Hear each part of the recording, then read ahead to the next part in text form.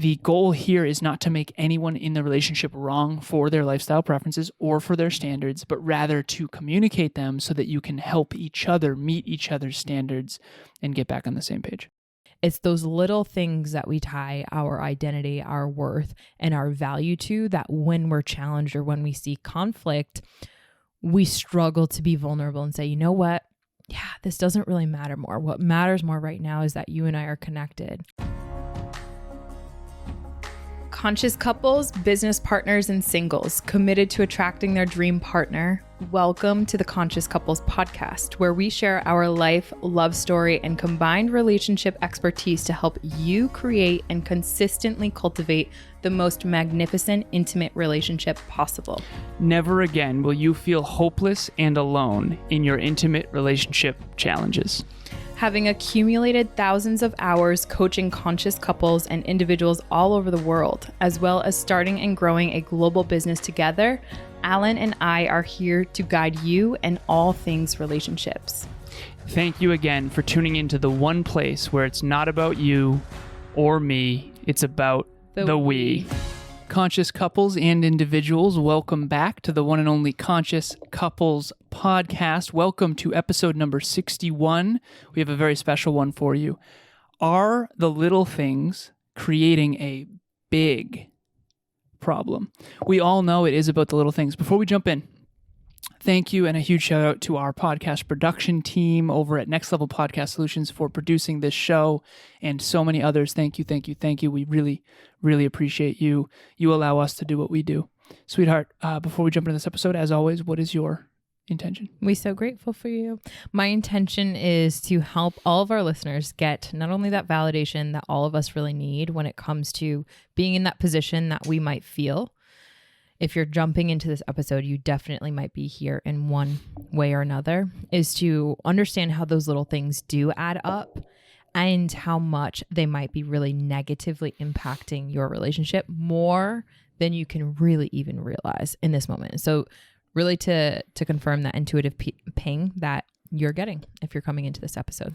So we all know what it feels like to have the little things add up, stack up. Excuse me, it's a little bit late in the day and my voice is a little bit shot here. I've been doing coaching and podcasting quite a bit today, but I'm here for you. We're here for you. We are here. So we have an Instapot in the kitchen, and if you've ever used an Instapot, it uses pressurized to cook the food.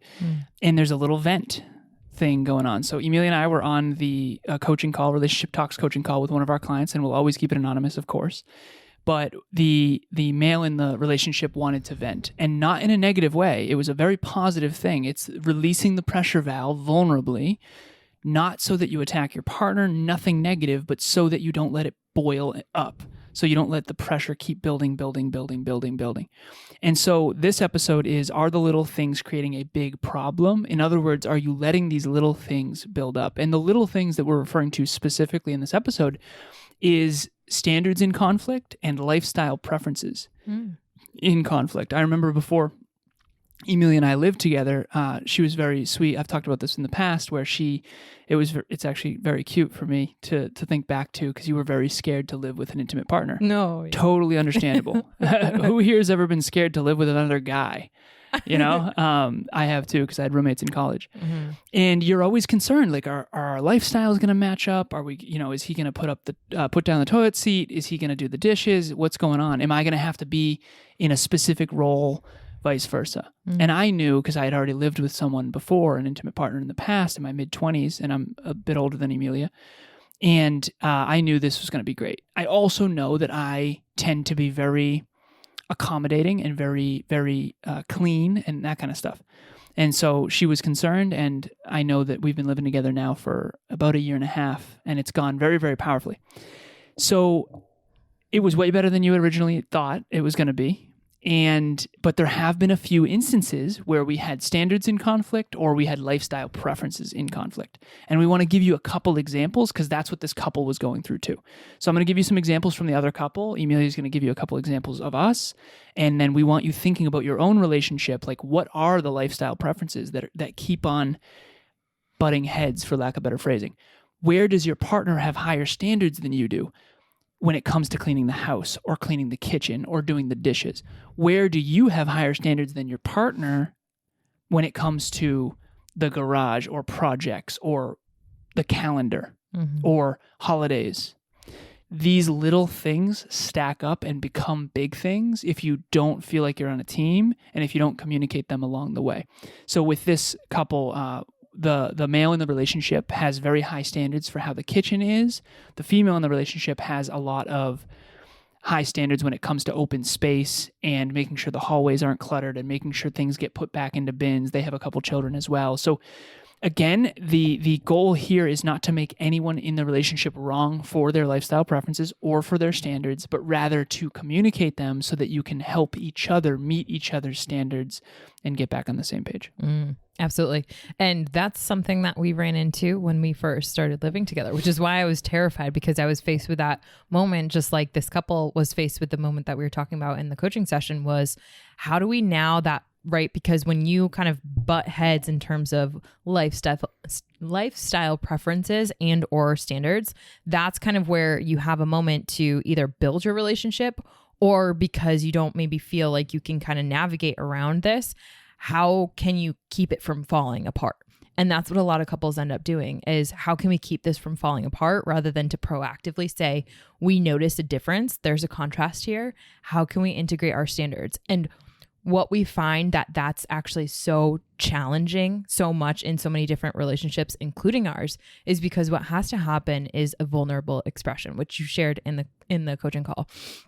That happened in our relationship too, where what the example in our micro life here was that I had standards and lifestyle preferences, and I'm using air quotes for anyone that's watching this, because really what that comes down to is conditioning. I had conditioning around the kitchen. So my standards were quote unquote higher in terms of, and you guys, if you've been listening to this show, you've already heard this before, but I had higher standards around at what point in time does the dishes get put away in the dishwasher so that we don't have them hanging out in the sink. And that what happened today doesn't carry over into our tomorrow. And so when Alan and I started living together, I realized he had different standards and different lifestyle preferences, i.e.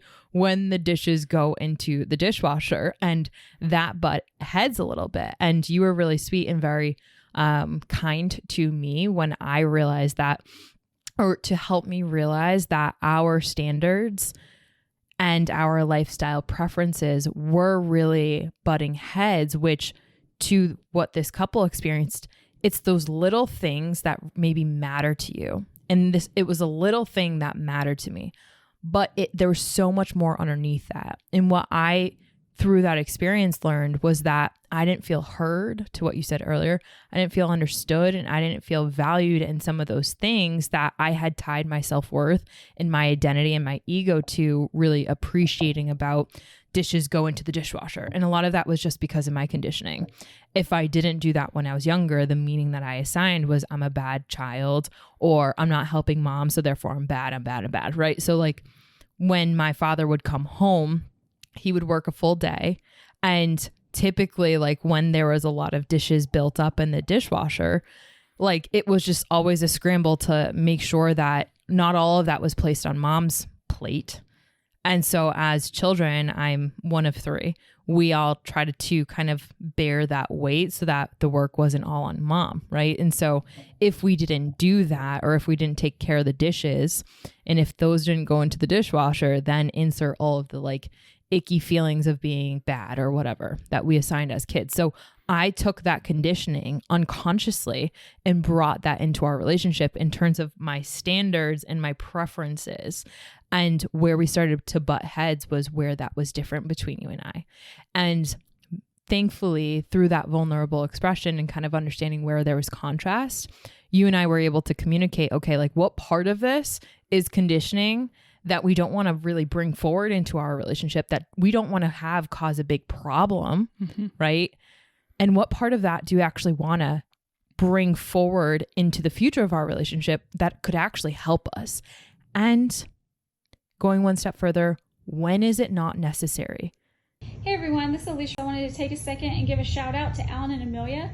I've been listening to the Next Level University podcast for a while now, and I've also joined in on group coaching and book club, and I've gained so much value from these. And recently, I have started listening to the Conscious Couple podcast, and then joined in on their monthly meetups with relationship talks. And from here, my wife and I decided to jump on a call with them, and we had a few questions. This has just been a great experience. They not only provided us with some great tips and things to implement, they also got back with us and to check and see how we were doing. And that has just meant so much to my wife and I. And I just really wanted to give a shout out and thank them so much. And if you haven't had a chance to listen to the podcast or join in on the relationship talks, I highly recommend that.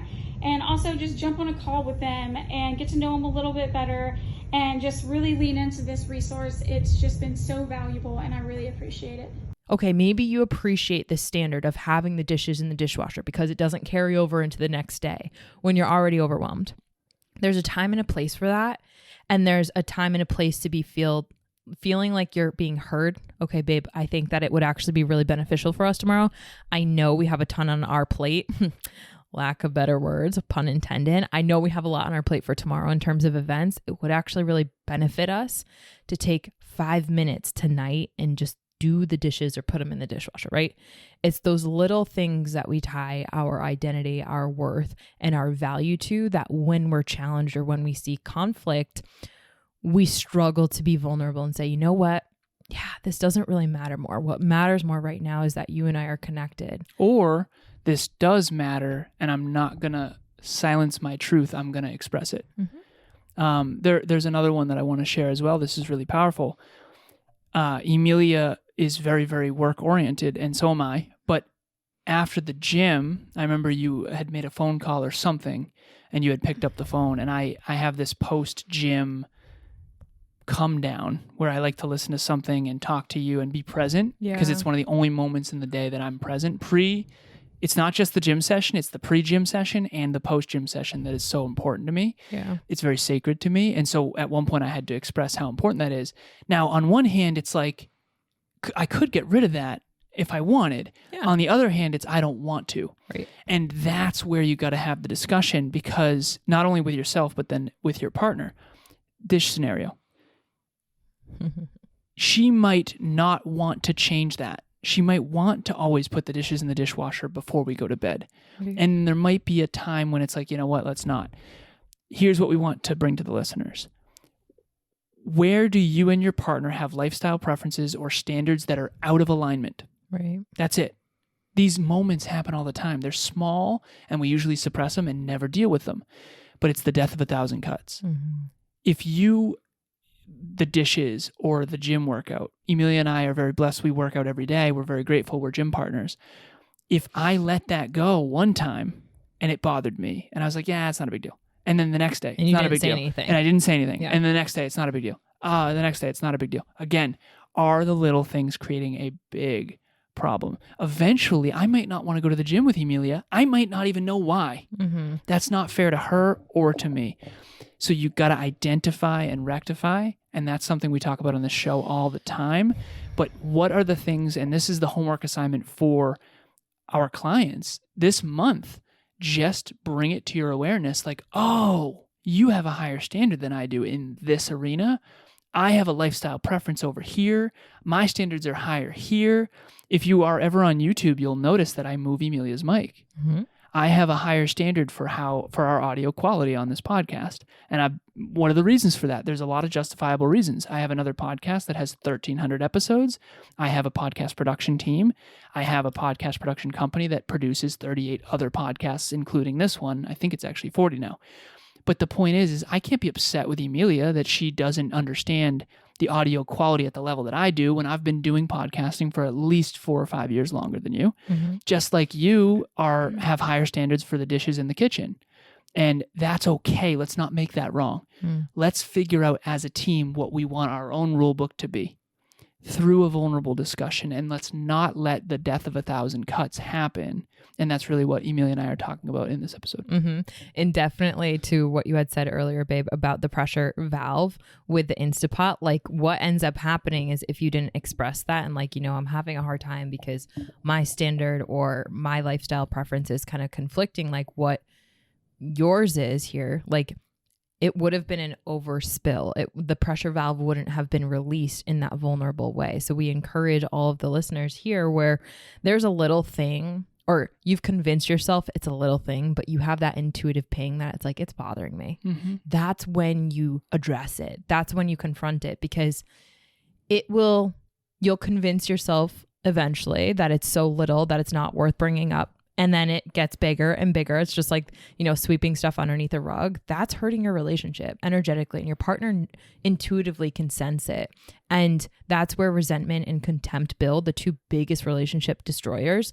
And then it starts to eat away at the trust that you have to bring up things proactively, because you believe in your relationship and that love should be protected. If you really hold that belief, then you're not letting these little things kind of run away. And to be honest, some of this stuff is just so unconscious that when we first get that ping of it bothering, that's when it's our responsibility to kind of take action and say, I maybe don't really know where this is going to go, and I don't know where this is coming from, but can we talk about this? Mm-hmm. This is uncomfortable for me to even mention, or like I'm noticing, right? And like even to that extent where earlier it's like, we're at the end of our day. We don't, the last thing that we want to do is not bring out the best podcast we ever could, but we're still here. And having the standard of holding ourselves to that discipline, to that bringing the listener the episode every single week, because we aspire for that. Like that's where our standard, we're going to have to integrate. Of course, it would be a lot easier to run and go do whatever we want to do tonight. But like, that's where we're holding our standards and we're integrating what the preference would be, even when it is challenging and even when it is like not feeling like the most ideal thing, And very last thing, before this episode, I was cooked and I told Emilia, I don't want to do this tonight. Can we do this tomorrow? Yeah. I vulnerably expressed my preference. Yeah. She vulnerably expressed her preference. I don't want to do that tomorrow. I want to go on a hike tomorrow. We already have a ton of other stuff to get done. Right. Whose lifestyle preference is stronger in that moment? Her preference to do it tonight is stronger than my preference to do it tomorrow. True. So we decided to do it together. And together. As a team. I'm grateful for you hanging in here, babe. Thank you, love. Especially because of what we do have on our plate. And that's the thing. It's like we'll find that one partner is a little bit more foresighted in a moment. Mm-hmm. And sometimes that can make the other partner feel very like as if what is really big for you is small, and it's not small. And that's for you being able to like vulnerably express that. That was important to me, because it's like, I know it's like some of this it sucks. And now the whole is greater than the sum of its parts, because I will be glad we did this. Right. And so you raised me to your standard when you had a more fulfilled cup. Mm. Will there be sometimes where I can't meet that? Definitely. And we need to go with my preference, yes. Of course. The key is that we're on the same page, yeah. And that we're honest and vulnerable with each other. So hopefully everyone out there, this is the homework for anyone listening. We give homework. It is what it is. This month, start noticing, where do you have higher standards than your partner? Mm-hmm. It helps to know that, because now you can lead. Right. Where does your partner have higher standards than you? And where might there be lifestyle preferences or standards in conflict?